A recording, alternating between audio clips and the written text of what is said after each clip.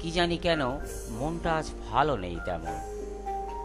এলোমেলো চিন্তার বাষ্প জমছে মন আকাশে। শরতের আকাশেও মেঘ রোদ্দুরের খেলা। ভেবেছিলাম আজ আর লিখব না কিছুই।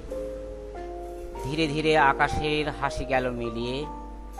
বকুনি খাওয়া শিশুর মতো গোমড়া মুখে আকাশটা এখন প্রস্তুতি নিচ্ছে কান্নার। বাজারে বেরিয়ে ফেরার পথে হঠাৎ বৃষ্টি। কাক ভেজা হতে হলো অসময়ের বৃষ্টিতে।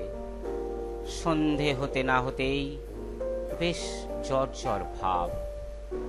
ওদিকে আবার শেয়ার বাজারে হঠাৎ পতন। বেশ কিছু টাকা ফসে গেল অপ্রত্যাশিতভাবে। আকাশটার মতোই মন মরা হয়ে বসে আছি।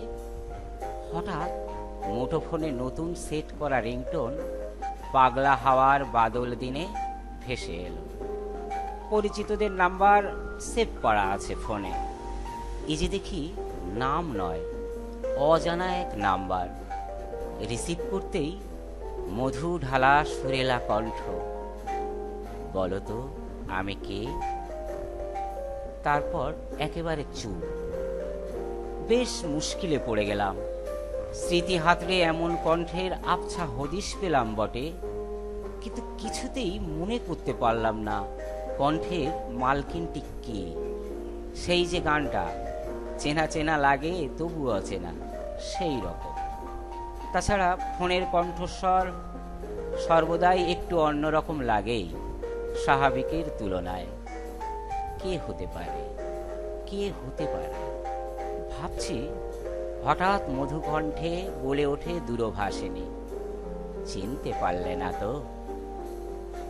তারপর একটা দীর্ঘশ্বাস ছেড়ে বলে, এই তোমার ভালোবাসার দৌড়। তারপরই কেটে দিল লাইন আচমকা।